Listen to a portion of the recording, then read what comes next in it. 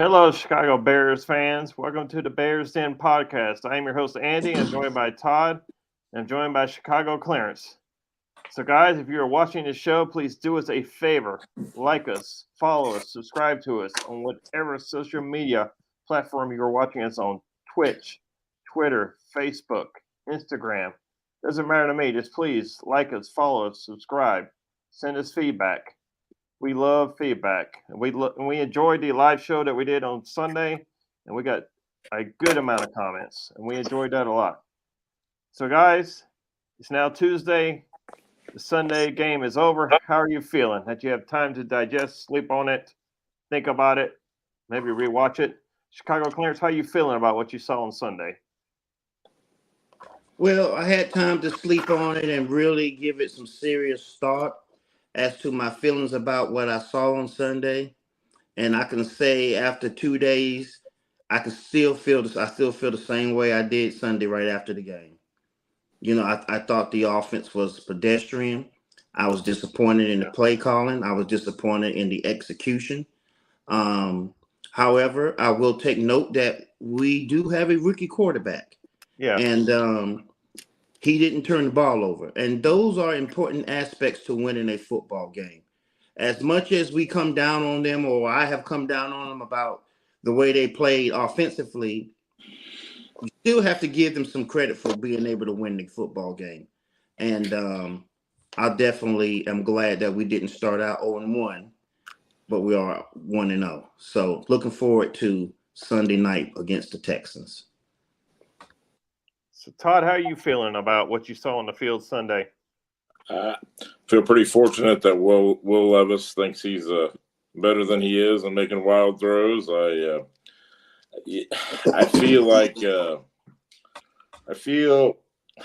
execution, I think, was the key thing. You go back and you watch a bunch of the guys covered and breaking the stuff down, and you can see the ideas what they were trying to do. I do scratching my head a little bit about target share with Keenan Allen, especially. It seemed way over the top. I don't know if it was just in Caleb's mind that he was going to be the safety blanket or whatever it was going to be. But I think that that was pretty unbalanced, and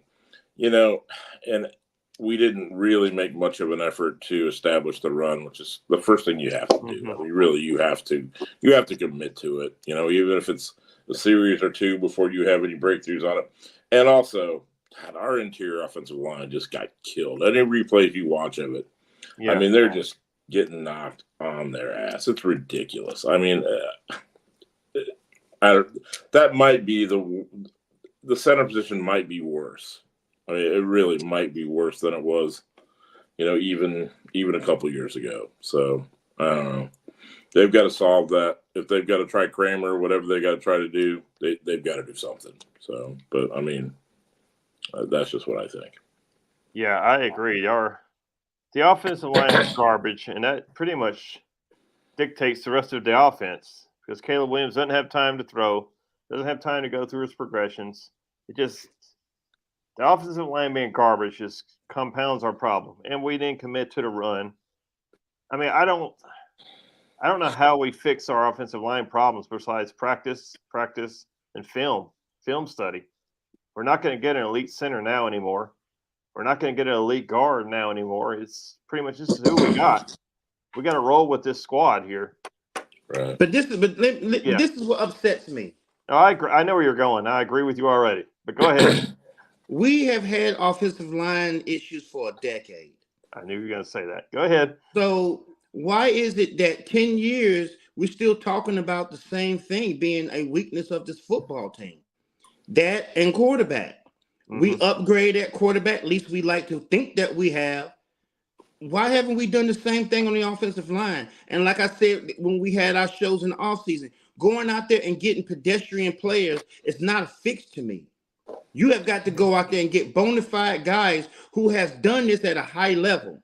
You cannot convince me that we could not have done some of that by now. I'm not saying the whole line. We got a prize pick over there on the right tackle position in Darnell Wright. But why are we still hanging our hats on Braxton Jones? What do they see that we don't see with his performance? I know we don't privy to being in practice, but damn, when the lights are on and it's time to perform, he ain't cutting it. And we talk about the center position at nausea. Yeah. We ain't got that fixed yet. So, we've had these issues for a while. This is not news. No.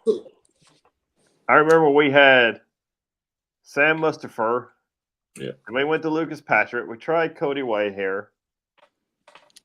We're trying Coleman Shelton. We wanted to try Ryan Bates, but then Nate Davis got hurt, so we had to put him over there, put Coleman Shelton at center. And now, who do you put at guard next to Shelton? Do you go with Davis or you go with Bates? I wouldn't. To me, Davis is just done. He doesn't want to be here. He's not going to try. He looked terrible on some of that replay stuff. With guys that these quarterback guru guys go back and showing it. Like, he's just making half-ass attempts at everything. Just terrible. I think the tackles really weren't the problems. It was the guards in the center. Yeah, it was this week. Now next week it could be the tackles. You never know, but because we're playing the Houston, so they've got a couple guys outside, so it may be the tackles next week. But I think I just the Shelton experience that was terrible. I mean, I honestly would start Kramer. I don't know if Amagaji, when he's going to play, if he can fill in at guard before he plays, maybe he's an option in a week or two whenever he's going to be healthy enough to actually take the field. We've got other bodies, but you can't do any worse, No. Yeah. So, you might as well play the other guys and see if one of them actually wants to, try to have a career and step up and play. Jenkins is serviceable. He's going to be fine, but that's on one side. This left side, the guards in the center are just, it's terrible. But that being said, and honestly, I think Caleb took off and ran one time. That's something Justin would do all the time because he was in the trouble. He'd have to take off and run. I don't want Caleb running like that, but he probably could have taken off 2 or 3 times, 4 times maybe, and extended a drive to where we have at least as many plays as they do, or less than a 10-minute time of possession difference. And it's frustrating. And those plays get blown up before they even get started because of because of the terrible interior play. So anyway. So Chicago Clarence, who would you go with? Bates or Davis this weekend? Well, my problem with Davis is, and to some degree, I agree with Todd. He doesn't want to be here, but we paid him. Yeah, we did a lot. And his guaranteed money, I think, is ran out. But we still have control over here for this year. It doesn't really do us no financial gain to cut him. And just out of spite, I sit his ass on the bench. Yeah, right. Because we enter in that partnership. We held up our end. You didn't hold up yours. Because ever since the contract was signed, this dude didn't show up at practice. I know he had issues with his mom passing. And if my mom died, trust me and tell you, it would take me some time to get over. But when you come back to work, that means you tell us that you're ready. And if that happens, you got to produce. And he has not done it at all. Now, I don't know if he needs extra time to get his mind right. And if that's the case, my heart goes out to him. But at the same time, if you show up to work and you tell me you're ready to go to work, then that's what my expectations are. We ain't got that out of him. So to answer your questions, it's Bates. Yeah, he knows that he's done that after this year. We have to pay him through this year. He knows he's not coming back here, and I don't think he's ready to retire. So he's going to want to play somewhere, and guards that are worth the crap this year, and in free agency we're getting $20 million here, twice what he's getting. So you would think he'd have some motivation to do something, but I don't. You got to get in somebody else's head, right? Because he's going to look to sign somewhere, and word was when he left Tennessee that they just kind of whatever because he wasn't really there to, he was there for himself and they let him go. Who's going to want to sign him next year, right? But and the same issues that he had in Tennessee, he's having in Chicago, right? Of course. So your reputation is following you around. So, Exactly. it leads me to believe that it ain't personal. It's just a work ethic thing. And I got a problem with that. Yeah. Yeah, I think he's definitely done after this season. Oh yeah. So we can save $10 million off the cap by cutting him. This year we only can save like $600,000, so it makes no sense. No, we need the body this year. Yeah. And and when he decides to play, he can be effective. He's had good games, Yeah, he but has. it's when he wants to play, and that's just that's not how it works. But I mean, we're gonna pick. Hopefully, we're gonna pick in the late 20s, and then we'll probably have pick 33 because watching the Panther after game what we saw from the Panthers, they are clearly the worst. That's going to be a high second round pick. So you figure we're having 3 in the top 55, 60 picks, and all 3 of them need to be linemen of some sort. I mean, maybe a 3-tech and 2 offensive linemen. I mean, that's we what got they to get need a 3-tech. We got to get a 3-tech. There ain't no ifs, ands, or buts about it. We got to get a 3-tech. However they fall, all 3 of those high, 60 and below picks, they need to be linemen. So all of them. I agree with that. So guys, this Sunday we face the Houston Texans. Now this is a team that probably has Super Bowl aspirations. They made the playoffs last year. They won a playoff game. I mean, this is not a sleeper team at all. Everybody knows C.J. Stroud and what he did last year with his 4,000 yards passing as a rookie. So, guys, how do we win this Sunday night? Establish the run, stop the run, right? That's the same thing every week, but we do need to establish. We didn't try. We spent money on running backs. We need to. It was just crazy. I mean, they couldn't set up any of these plays. The offense was just terrible, and so we have to do that. But it'll be a test. I mean, they were good last year. They won a playoff game, and then they added a running back, and then they added Stephon Diggs. So, and they added some defensive players too. So, we're right at a touchdown underdog. I think it's 6 or so. Yeah, yes, it was 7 last time I looked. And it's in their building, so I don't know. But we should have something to prove. The offense should have something to prove after this terrible game Sunday. So we'll, I don't. Did we make a roster move? Are we bringing in anybody to fill in for Rome? But they haven't decided if he can play yet or not, right? Not that I have seen. Yeah, they say he's week to week, so it's not something that. Right, so we're not gonna have a spot then, right? Okay. Yeah, right. Yeah, because if we put him on IR, that's always a minimum of what 4 to 6 weeks. Games. 4 games. Yeah, 4 games. Yeah. So Chicago Clarence, how do we beat the Houston Texans this weekend? There's a look at their offense. They both Stroud, Diggs, Collins, Joe Mixon. I mean, they are loaded on offense. Laramie Tunsil.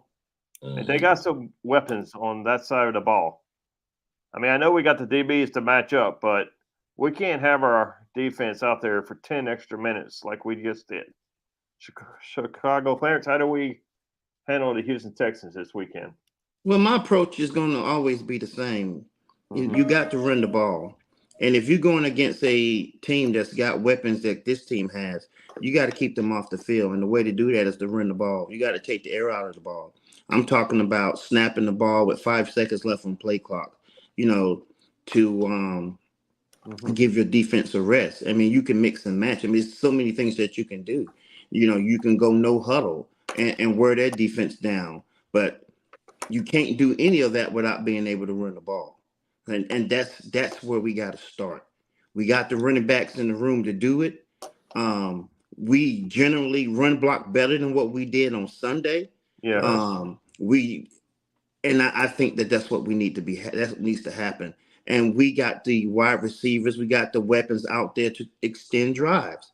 I expect things to be different this Sunday than it was last Sunday with our execution on offense and having Caleb Williams have a game under his belt. But yeah, to answer your question, we have got to run the ball. So guys, there's our defense. So how do we? So they don't have the defensive tackles like Tennessee has, but they got 2 very, very good edge plays in Danielle Hunter and Will Anderson. And they also have Daryl Stingley, who's a pretty good corner. And we all know this is a copycat league. They will try to exploit the middle of our field or the middle of our line. And you know they're going to run stunts with those defensive ends like they did with Tennessee. Those defensive ends will loop around and come down the middle. So, guys, how do we shore up our offensive line in 1 week? What do we do? You put a tight end on that line, and you run right at Will Anderson.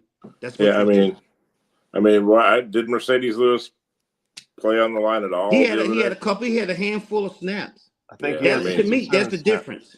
I mean, he's the sixth offensive lineman, and especially with Rome out this week, so you pull one wide receiver off the field and you run with two, and you take that tight end and you stick him on that line and use him as an extra blocker or an extra lineman, and you run the ball right at Will Anderson. That's what you do. Yeah, that would be my game plan. True. So what do you do with Danielle Hunter on the other side? Well, if you're running the ball at Will Anderson, I got you. Yeah, Danielle Hunter is not going to be able to get in to stop anything. I mean, he ain't fast enough to get around the line and run down the line and make plays in the backfield. That's what your linebackers are going to have to do. But everybody, hat on hat. You know what I mean? That's what you do. Yeah, I'm looking at this, and Hunter had one tackle, and Will Anderson had two. And one tackle for loss. That so they're not involved. I mean, their linebackers made all the time. And there's the Toa guy from Alabama. He had 7. That was their high on the day. So and Anthony Richardson was slinging the ball on them Sunday. They made plays, and Indianapolis don't have the weapons we do. I watched that game. I rewatched that game. They connected on 2 plays that were over 50 yards, and that new receiver, the AD Mitchell, they just missed on 2 others. I mean, by a step. I mean, they could have had 250 yards, over 200 yards, and 4 deep balls if the timing had been right. But they were making plays through the air on that defense, and that's the point that I'm making. They just tried to go toe to toe with them and ended up basically losing the game like that. However, for me, that's the reason why I say I'm running the ball. Well, supposedly the Colts are stout against the run in the middle with that Grover Stewart as a run stopper and Buckner, but Nixon got 150 some odd yards. So, yeah, he went off. I don't know. I know DeForest Buckner, that's what we wanted to get. Yeah, I've been a Buckner guy for a while, but Stewart is a run stuffer there, not a pass rusher. And he ran all over those guys, but he may have ran outside the tackles too. I would have felt real good if DeForest Buckner was on our D line. I can tell you that right now. It'd be nice. Feeling a whole lot better about our defense with that dude in there. Dexter flashed a couple times. It didn't take over, but there was a lot of guys taking over. So he might be the solid backup to whoever we get next year. Maybe. What's the status for Pickens? He got a shot to play in this game? I haven't heard. I have not heard either on Pickens. Yeah, I don't think. What do they put Thursday? They put the list out. They start doing injury report day by day. Yeah, Rome took over the whole injury thing yesterday, and then it was just like, we're just waiting. So thankfully it's week to week. Yeah. Thankfully, because I could have been really bad. I don't see him playing Sunday. No, I don't think so. I would. I would. Second game of the season, I would sit him, no matter what he says. So I have him the rest of the year. I don't play him on Sunday. What are your guys' thoughts? Would you play him? If you were the coach, would you play him? I wouldn't play him. I wouldn't play him. Not at all. No, I would not play him. So Velus Jones is still on our roster. Should he be? Still on our roster. Should he be on our roster anymore? He adds value. He adds value as a special teams gunner. I wouldn't put him back there to catch punts or catch kickoffs, but I mean, I don't think I would either. I would use him as a gunner, and then he's an emergency third down running back. I mean, he's shown that he can do that.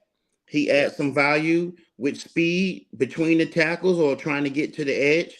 He does that better than any running back we got on the roster outside of Swift. So, yeah, he adds value. But however, if I'm him, I'm nervous after this season. Really nervous. Because his days are numbered in a Chicago Bear jersey for sure. They Unless he really gets on the like him. field and does some special things. But, he's put himself in this situation. He's got to dig himself out.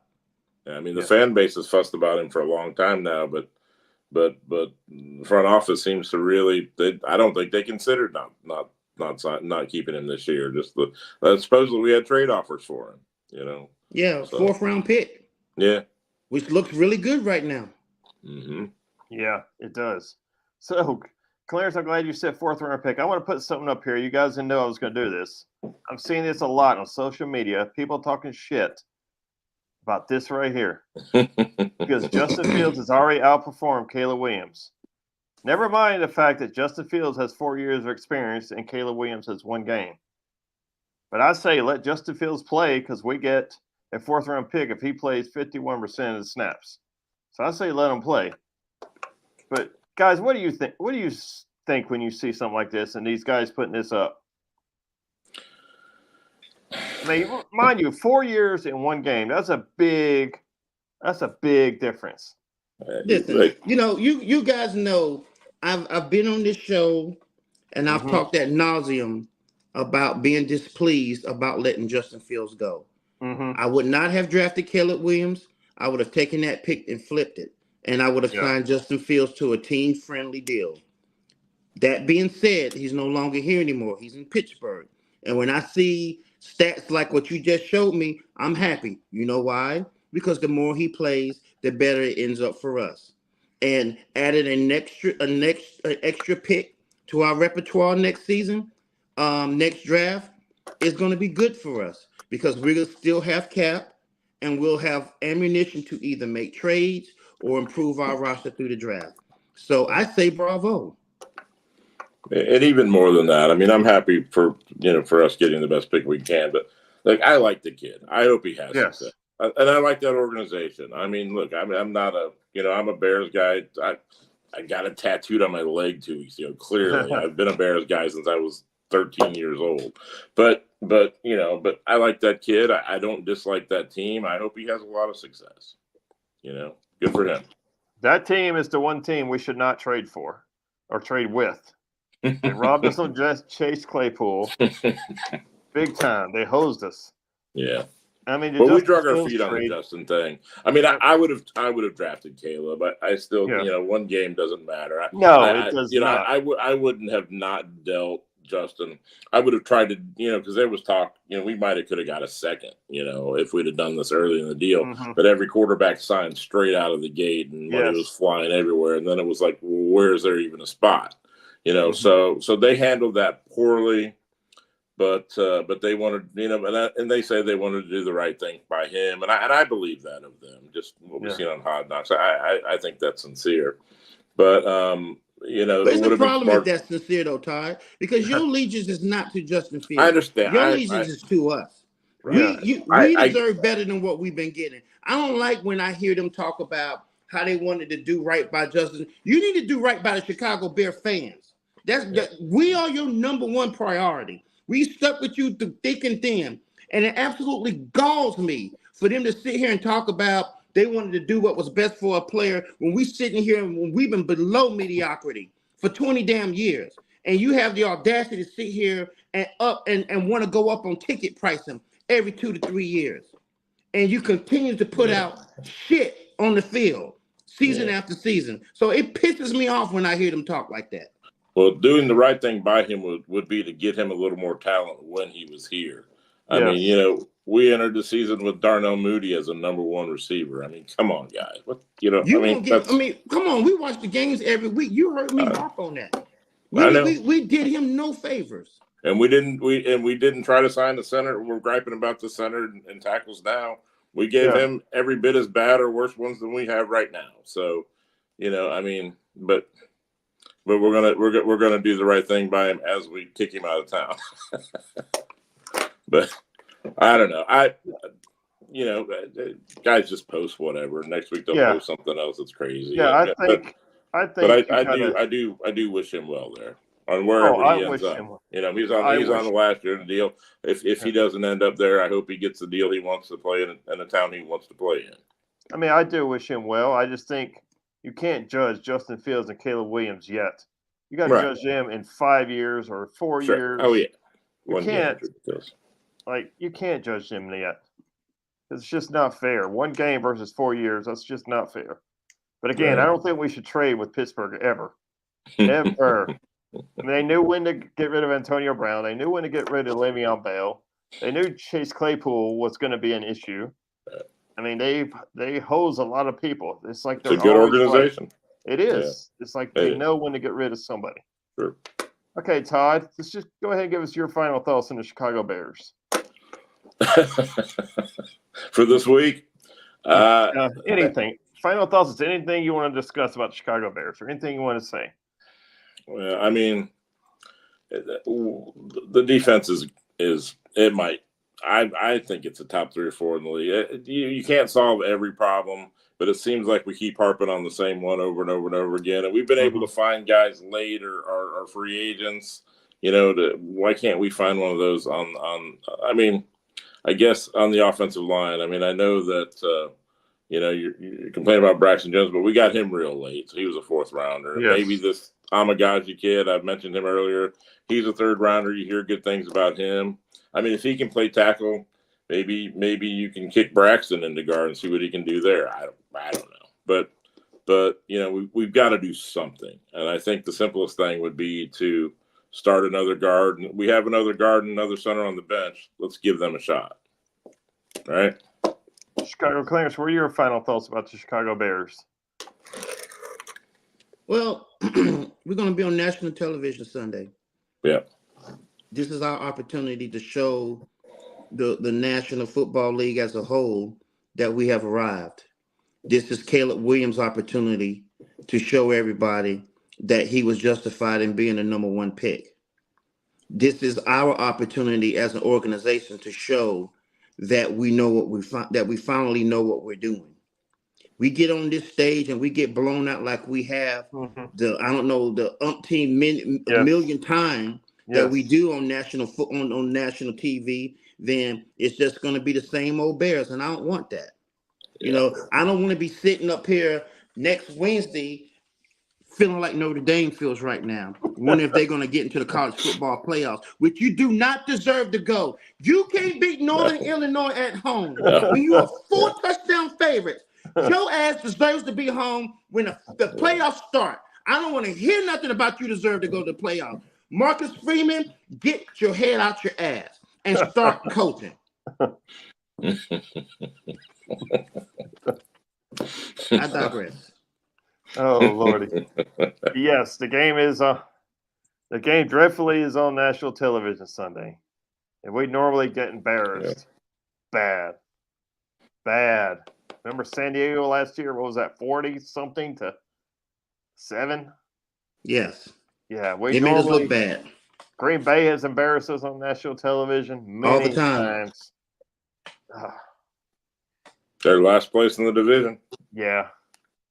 Yeah, they are, but we're on national television. Usually we don't do well. Right. Well, now's the time. Yeah. So my final thought would be we could just fix this offensive line. Commit to the run. Try to shore up this offensive line. That's asking a lot in 1 week to shore up the offensive line. But I think we should commit to the run and attack the edges. If we have problems up the middle, we need to get the ball to the edge. I think that's the way to counter that. It's the only way I could think of. Or as Clarence said, put a fullback in there. No. Tight end in front of the running back. Yes. Put somebody else on the line to help. Sure. So with that, until next time, guys, bear down. Bear down. Bear down.